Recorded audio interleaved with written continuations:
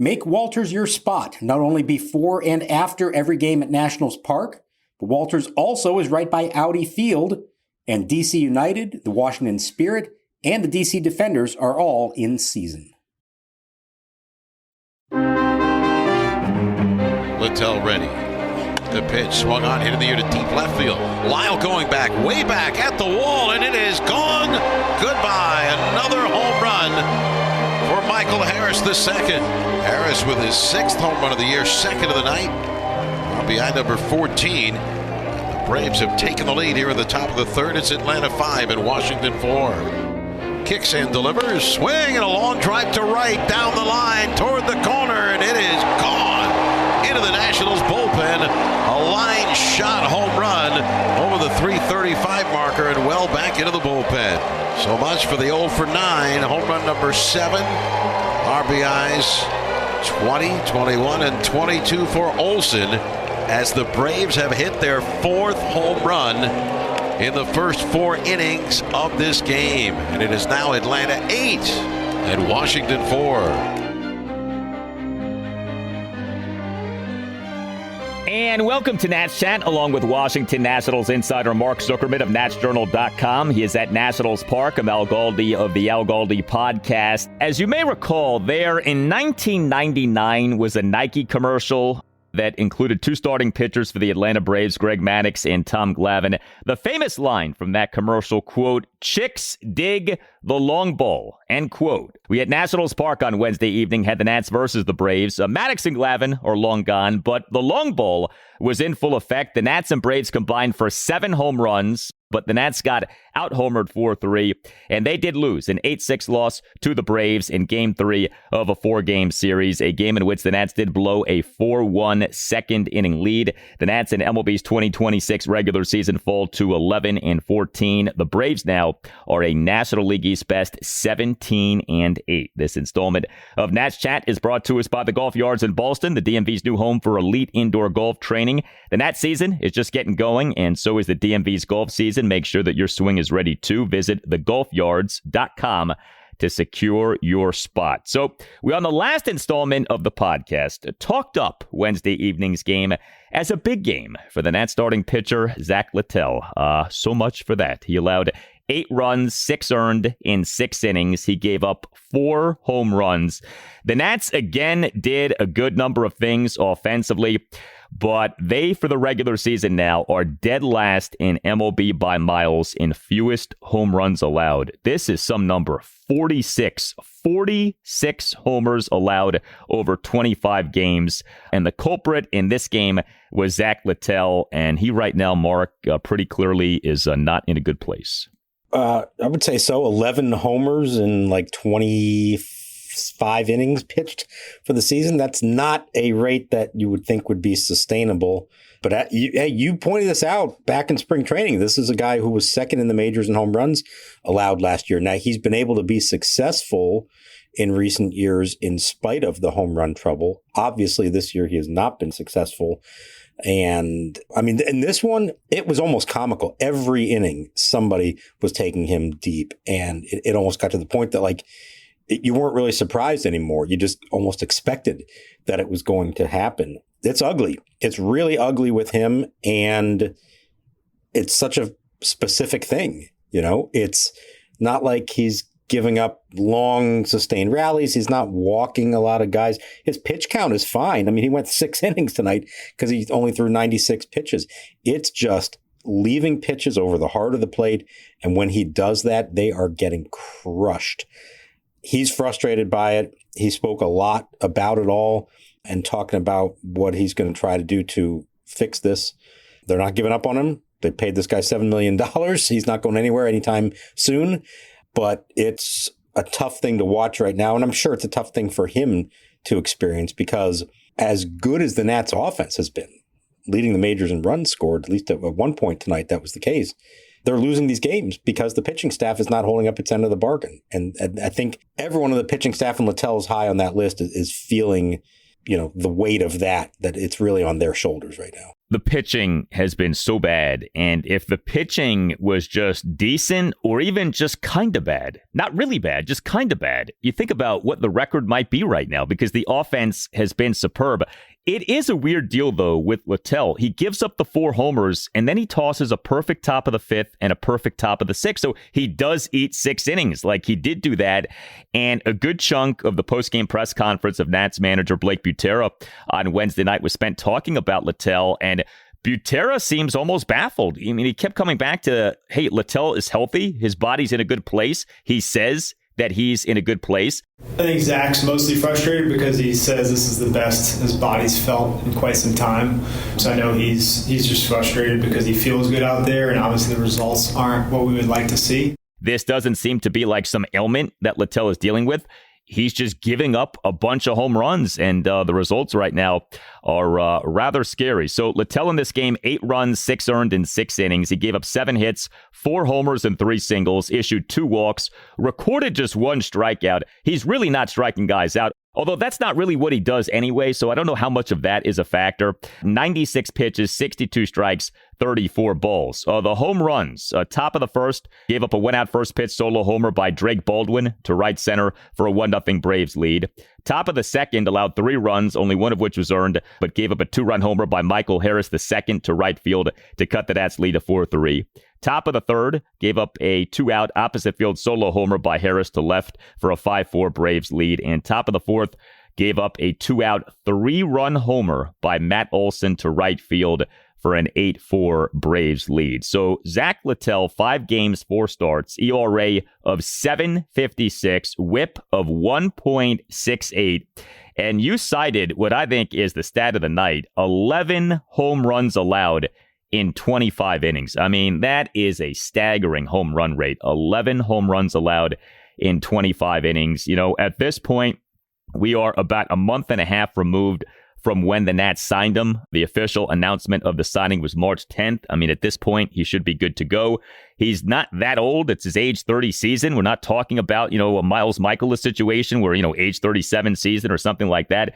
And he's coming off back-to-back good seasons. He was a good pitcher for Tampa Bay and Cincinnati the last 2 seasons. That he's giving up homers isn't shocking, but that his ERA is 7.56, I do find that really surprising. Yeah, I think they all do. And as you alluded to there earlier, he says he feels as good physically as he has in a long time. He didn't go into specifics, but I mean, I was taking away from it that he maybe didn't feel as good last year when he had a 3.75 ERA and pitched quite well. And so I think that part of it is baffling to him. I asked Blake Butera about the whole late signing. Is there a reason that there could be a correlation to those things? And he admitted that there could be. There could be. Yeah, there could be some of that. It's not just about like he hasn't built his arm up or he's not feeling 100%, anything like that. But, there's a reason spring training is as long as it is, and it gives pitchers a chance to work on things 5-6 times in a no-pressure environment. And when you only get to make a couple of starts like he did and now jump right into the season and you're competing against good major league hitters and it counts, it can be hard to figure things out along the way because you're just trying to get through it the best that you can. So maybe there is something to that. He also alluded to some mechanical things. He alluded to some pitch selection issues. What it all boils down to is this. He's leaving way too many pitches right over the heart of the plate, and he doesn't have good enough stuff to get away with that, and that's why they're hitting it so hard. So he's got to find that balance of still throwing strikes, but not throwing strikes right down the middle. And I think that's where he's trying to figure out, is there something mechanically that is causing those pitches to, just tail right back over the heart of the plate or something like that. As I said, everything they're saying right now, they're determined to work with him on this. This is not a guy who's in danger of losing his rotation spot at this point. Maybe that's a question down the road, but not yet. And they got 5 days to figure something out and hope that the results are better next time around. And if I'm not mistaken, 5 days from now would be against the Mets. That's a lineup that you should be scared of. I know lately that hasn't been the case. They finally snapped the 12-game losing streak tonight. But is Citi Field the place for Zack Littell to get it all back? I don't know. That's going to be we said this start was important. I think the next one's even more important for him, I suppose. Well, I think this is a really good test for the new process. The process so far is killing it with the offense. The process so far is not killing it with the pitching. Now, I think there's a lot more talent to work with the offense as opposed to the pitching. But, when you look at the two guys who have been the two worst starting pitchers for the Nats, Miles Mikolas and Zack Littell. Mikolas may well be at a point at which he's not really salvageable. He's struggled the last 3 seasons. He's an older guy. I don't know that there's that much you can do with him anymore. Littell should be salvageable. Again, good the last 2 seasons. Again, not that old. He should not be pitching this poorly. So, let's see what Blake Butera and Simon Matthews and Sean Doolittle can do here. Can they fix this guy? Because he would seem to be fixable. I mean, he should not be this bad. Maybe he's not as good as he was the last 2 seasons, but he should not be getting shellacked the way he's getting shellacked right now. Agreed. And, some of that does, you hope, come back to coaching, that they can help him find some things. Some of it comes down to himself being able to, implement whatever it is that they're going to work on. I do keep coming back to this one thought, though, which is, why was he still available on March 10th? Did the rest of the league just have a sense that he wasn't as good as those numbers suggested? Remember, this is a guy who a lot of his career was a reliever and only more recently had become a full-time starter. And so maybe there weren't the offers out there for him from other teams who believed he was a slam dunk middle of the rotation starter for them. And the Nats offered him an opportunity that he wasn't going to get elsewhere. Generally speaking, if you're a good pitcher, you shouldn't still be available in mid-March. And I do wonder if the people who really evaluated this stuff saw more than that ERA last year and saw other reasons to think he might not have been as good as everybody thought he was. So it's funny you say that. I was going to bring that up because I was wondering that too. And I was looking at some of the peripherals saying, okay, teams don't just go by ERA. They look at a lot more than that. And, his peripherals are mixed. He's not a big strikeout guy, and his strikeout rate did decline pretty steeply from 2024 to 2025, 8.1 to 6.3. So yeah, the peripherals do not, slap you in the face with greatness. At the same time, it's not all bad, and the overall performance was good. And so I do still find it kind of odd that he was available in the middle of March. February is one thing. March is wow, he really lingered on the market for a while. But yeah, I mean, right now, teams that passed on him don't look so foolish. So it's going to be interesting to see what happens here with Littell. But like I said, you'd like to think he's salvageable. You'd like to think the Nats could get something out of him. We're only talking about, 5 outings. It feels like a lot more. It is only 5 outings, but it's ugly right now for sure. And there don't seem to be clearly identified problems where it's okay, if I fix this, I'm on track. It seems like there's a little bit of mystery here about why exactly he's struggling. What specifically are the root causes of why he's struggling? Yeah, and I think they're all kind of searching for those answers right now. I will say I found him to be way more forthcoming, way more introspective after this one and really all of his starts than just, you'll say, some others we've dealt with here in the past who were not effective as pitchers and barely had any answers for it and never really came across as, that bothered by it or acting at least outwardly like they were doing that much to try to fix it. He said a lot. He acknowledged all the mistakes that he's made, said this isn't acceptable. It's not good enough. He's bothered by it as much as anybody, but also trying to find the positives where he can, knowing that he is deep down better than this and showing how determined he is to try to get it right. So I actually found the answers pretty refreshing, maybe compared to some others that we have interviewed over the years who've gone through similar things. And Lord knows there have been quite a few of those here over the years. I put out the stat. We've alluded to this before, I think. It is 5 of the last 6 years.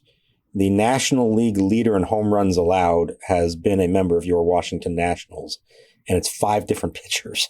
It's Patrick Corbin in 2021, Josiah Gray in 22, Trevor Williams in 23, Jake Irvin last year, and now Zack Littell this year. And Irvin only missed it by 1 in 2024 when Austin Gomber of the Rockies and Aaron Nola of the Phillies both gave up 30 homers. Irvin only gave up 29 that year. It's astounding how this has been a recurring problem, and it's been somebody different every year who's been at the top of that list. One more thing with Littell. So he was with the Rays when Butera was in the Rays organization. Now, Butera was in the lower levels of the Rays organization. Do you think Butera, even working that deeply in the organization, would have a handle on what went well for Littell with the Rays during that time? Or were they so far removed from each other that it doesn't matter so much that they were in the Rays organization at the same time? He would certainly have access to whatever information there was and could go and find it. And let's remember, there are other members of his staff who worked for the Rays, including Michael Johns, the bench coach now, was on the Rays big league staff. So I'm sure they have more insight there than maybe you would with somebody that had no connection to them in the past. And just knowing all the people that Butera knows from the Rays, I'm sure he could, get whatever he needed if that were the issue. But I think they know what they're dealing with here. They're just trying to figure out how to address it and how to fix it and how to get him to keep throwing strikes, but not such hittable strikes, essentially. This was a good game for the Nats bullpen. 2 Nats relievers combined for 3 scoreless innings. Mitchell Parker, 2 scoreless innings. Good work by him. And Julian Fernandez tossed a perfect top of the 9th. The Nats season is officially underway, and that means the outdoor golf season here in the DMV is just kicking off too. But let me ask you this. Is your swing actually ready for the course, or are you still knocking off the winter rust? If you are tired of losing strokes earlier in the year, you need to check out the Golf Yards. They're opening the most advanced indoor golf performance club in the DMV right here in Ballston, located directly off I-66. This isn't just another simulator bar. It's a true 24/7 training facility featuring the best tech in the game. Tour-grade TrackMan simulators, well-putt putting technology, techno gym and Oxford strength training used by Olympians and PGA Tour pros, and a one-of-a-kind short game area with a real sand trap. It's the perfect place to fix your slice, work on your short game, or just escape the unpredictable spring weather. Doors are opening this May, but founding memberships are going fast. They are building an incredible community of golf enthusiasts in the DMV and want you to be part of it. Go to thegolfyards.com right now to lock in your founding membership and get your swing dialed in. That's thegolfyards.com. Outfield swung the other way. Infield straight away. And the pitch swung on, into the air to left center field, deep again. This is way back. This is going, and gone. Goodbye. Over the Braves bullpen, into section 101. His 6th opposite field home run of the year, more than anyone in the majors. His 9th home run overall. 2 solo homers in the inning for the Nationals. Bang, zoom goes James Wood again with another Titanic shot. As now the Braves 8 of the Nationals 6.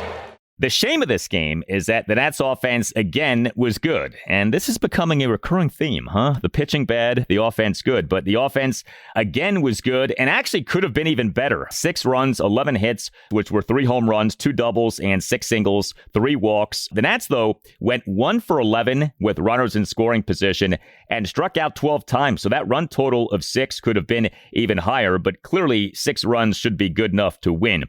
I do, though, want to hone in on the Nats hitting homers. So there are multiple long-term storylines / threads on this podcast. One of them is the lack of home runs hit by the Nats. We've been talking about that for years. Here are your rankings for the Nats in home runs over the last 4 regular seasons. Okay, there are 30 teams in MLB. 2022, number 28. 2023, number 29. 2024, number 29. 2025, number 24.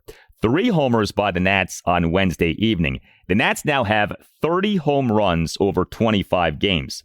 That works out to a pace of 194 homers over 162 games. That would be outstanding. I mean, the Nats in 2025, 161 homers. 2024, 135 homers. Just to give you a sense of the raw numbers. That the Nats are actually flirting with a 200 home run pace is remarkable. Homering for the Nats in this game were James Wood, Daylen Lile, and Joey Wiemer. How about James Wood, his latest gem to the opposite field? So Wood in this game as the Nats starting right fielder and number one batter, 2 for 3, solo homer, single, 2 more walks, one of which was intentional. The walks are starting to pile up again here for James Wood, but he in a 2-run sixth, a 1-out opposite field solo homer to left center on a 1-2 pitch to cut the Nats deficit to 8-6.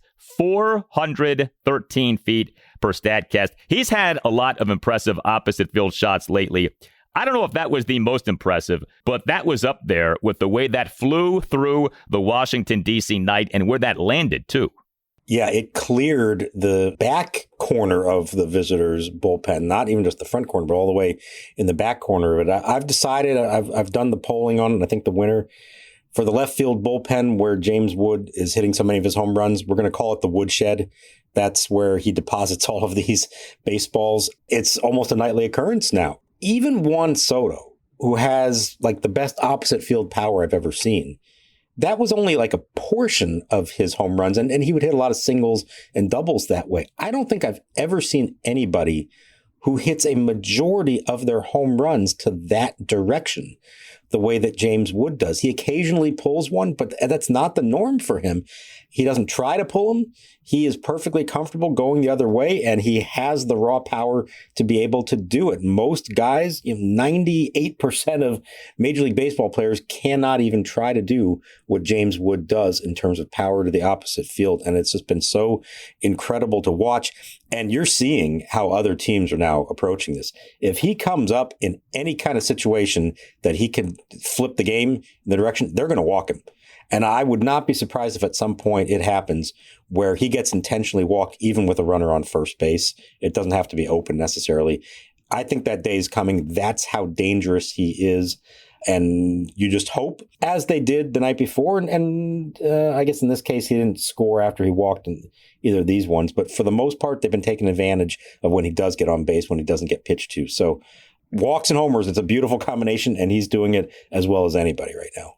He has surpassed C.J. Abrams for the team lead in OPS in terms of qualified players. Abrams has cooled off a bit. Wood now has an OPS of 999, Abrams at 945. And to the point about the walks, Wood has 23. The next highest total is Abrams' 12. So Wood has nearly twice as many walks as the next highest total on the team. How about Daylen Lile? So he got off to a slow start, but he's starting to heat up here, and we're starting to see the Daylen Lile who we saw last September. He is the Nats starting left fielder and number 5 batter, 2 for 5, 3-run homer and a double. Lile in the Nats 4-run first, a 2-out full count, 3-run homer to right center field for a 3-1 Nats lead. That homer going a projected 407 feet per Statcast. And Lile, bottom of the 5th, 1-out opposite field double to no man's land in left field on a 1-2 pitch. So like I said, slow start, but the OPS now is at 770, and it does feel like we're seeing signs of the Daylen Lile who went on a tear last September. And there's just a lot of similarities between how last year went for him and this year. He got off to the slow start. Remember, he was up for a few weeks and they sent him down to AAA because it just wasn't working. And then he came back and was gangbusters after that. So I think he sees the similarities. It's given him a little bit of time to figure out how teams are approaching him and for him to make some adjustments. That's a great sign that he's able to do that. He knows that he's getting a lot of breaking balls and off-speed stuff that they're trying to stay away from him with fastballs. And so he's being patient enough to either hit those pitches if he gets a good one or wait for a fastball over the plate that he can do damage with. It's been really encouraging because I think we've all been wondering how much of what we saw last year from Daylen Lile is sustainable and how much is just a tremendous late surge to cap off his rookie year. It's still too early to make any pronouncements about it, but the fact that he's been able to clearly make some adjustments and start to get hot after a little bit of a slow start lends itself to make you believe that there is some sustainability to what we saw from him last year. And, with Dylan Cruz and Robert Hassel III at AAA Rochester, if you would have also had Daylen Lile struggling and it's only James Wood of the outfielders who's doing anything, I mean, that would have been a real bummer. So to see Lile doing well, to see Wood doing really well, happy to see that. It's easy to forget what Lile did last September. He won both National League Player of the Month for September and National League Rookie of the Month for September. He slugged .772 last September. He was amazing last September, and good to see him doing well here now. And Joey Wiemer, Wiemer has cooled off. He had to cool off going nuclear very early here, but his overall numbers are still good, and he on Wednesday evening came off the bench to pinch hit and serve as the Nats DH. 1-for-1, solo homer and a walk. Also had a stolen base, but Wiemer in the Nats 2-run sixth. Pinch leadoff homer to left center to cut the Nats deficit to 8-5. Wiemer over 52 plate appearances, OPS of 1,086. And the Nats have been so good in these pinch hitting spots so far now. Whenever anyone comes up to pinch hit, you expect something good to happen because something good has happened so often. That's really been one of the most impressive developments of the season. We feel like we've always talked about over the years how hard it is to pinch hit. You're coming off the bench. You're facing usually a reliever throwing in the upper 90s. You've been ice cold, haven't seen any live pitching all night. And to be able to come in and have the success that they have been having, and it's not just one or two guys, it's really almost anybody that they put up there. That's been great. Wiemer specifically, I think they're really trying as much as possible to give him at-bats against lefties and not against righties, and he's been far more effective against them. The season numbers still look really good, but so much of that is from that first week. He really hadn't done much since then until this game. Hopefully they can continue to find some advantageous matchups for him like they did here against the lefty Martin Perez. If you can maximize those and get him in there against lefties as much as possible, he can contribute and help you out. But I think there's a reason that Jacob Young's been in the lineup basically every day and Wiemer has not. And that is an acknowledgement that as great as those first few games were from him, what we've seen since is probably more of an accurate reflection of who he's going to be. So the GOAT of Nats pinch hitters it's got to be Chad Tracy, right? With what he did, what he was. Here are his stats in 2012 as a pinch hitter for the Nats. 340 on base, 731 OPS. I don't know that I've ever seen a player in a singular season excel the way Tracy in 2012 excelled as a pinch hitter. We'll see if any singular Nat this season does that. But whenever I think about pinch hitting greatness for the Nats, that's the guy, right? Chad Tracy in 2012. Yeah, the only other one I can think of is all the way back in the first year, 2005, Carlos Baerga was pretty good at it back then as well. But, you mentioned those numbers for Tracy. Those are not numbers that would stand out to you over a full season as a regular player. It shows you that when you're talking about pinch hitting, you reduce the standards a ton because it's really hard. If you bat like over 200 as a pinch hitter or have an OPS like over 700, that's really good. It's that hard. There aren't that many that can do it. Most guys are going to bat under 200. You just hope you come through in big spots. And so the fact that they have as a team been doing so well at that, that's a great sign. And it's one of those things that, like, man, if they were a good team in a pennant race, that would be such a big thing for them to have. When you're in a rebuilding phase, it doesn't maybe have as much impact, but it's a nice thing to have anyways. And as we've talked about, Blake Butera has done an excellent job of using everybody on his roster, including the bench, and making sure to put guys in positions where they can have success. And, if there is such a thing as having a knack for knowing who to send out there to pinch hit and when, you think about the baseball ops department and the research and the preparation in terms of, the pinch hitting prep for each game. Clearly that stuff is going well. So I give the Nats a lot of credit. Al Galdi here to tell you about Window Nation's The More You Buy, The More You Save sale. But before that, the Window Nation look into the future. 2-2. Punched out to center field. Racing back, Dominguez at the warning track. He'll watch it fly into the berm. And the number 18 prospect for the Washington Nationals with a solo shot to make it 2-0 Rochester. Double up that lead, his second home run of the season. Now 11 batted in. Well, happy spring. Window Nation is ready for spring, and Window Nation wants Nats Chat podcast listeners to know that there's no better time to upgrade your home with great Window Nation windows than right now, as Window Nation is offering to Nats Chat podcast listeners the More You Buy, The More You Save sale. Save up to 50%. Get your windows with 0% interest for 5 years. During uncertain times, one of the best investments that you can make is investing in your home. So visit windownation.com windowNation.com now to book a consultation and tell Window Nation that Al Galdi sent you. That's windowNation.com and tell Window Nation that Al Galdi sent you. The set for Suarez, and he fires. And a fly ball straightaway center and deep, but it's playable for Harris. He's there waiting and makes the catch, and the Braves win it 8-6. Atlanta with 4 homers in the first 4 innings, and they win the ball game to take a 2-1 lead in this 4-game series. All right, I'm almost afraid to bring up what I'm about to bring up, but I have to bring up what I'm about to bring up. Game 4 of this series, Thursday afternoon, 1:05. Cade Cavalli will be the Nats starting pitcher. I feel like we jinxed Zack Littell with this conversation on the last installment of the podcast. We did talk a little bit about Cavalli, but he needs to be better. He needs to last longer. Littell at least did give the Nats 6 innings on Wednesday evening. That was good. But how Cavalli does matter so much. It's so crucial that he pitched well, right? Of all these starting pitchers, like he's the guy who you most want to see excel. Has yet to do that. Not an easy task, but hopefully we see better. It's been rough so far. It has not been particularly impressive with him. No, you're right. I'm going to take the kind of the opposite approach that we have had when previewing these kind of things and say I'm going to set the bar kind of low for him in this one. That's a really tough lineup that he's facing. If he can keep throwing strikes and hopefully avoid the foul balls the way he did last time, you hope that you can get something that resembles success for him. But I'm not even going to go into that and say, give him 6 innings and give him a quality start.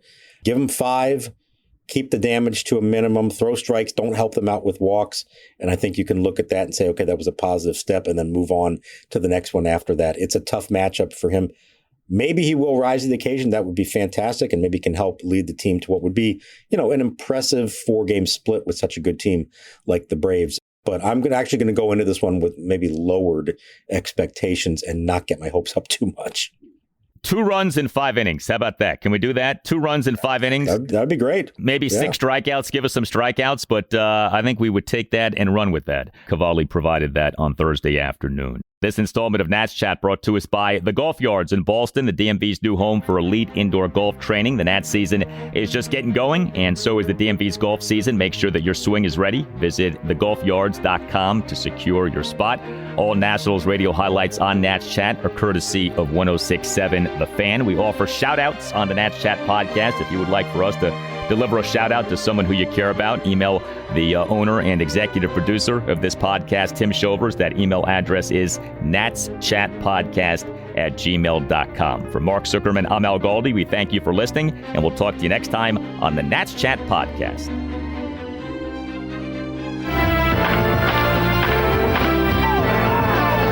Hi, Top. Chicks dig the long ball. Hey, have you guys seen Mark? I've seen Mark.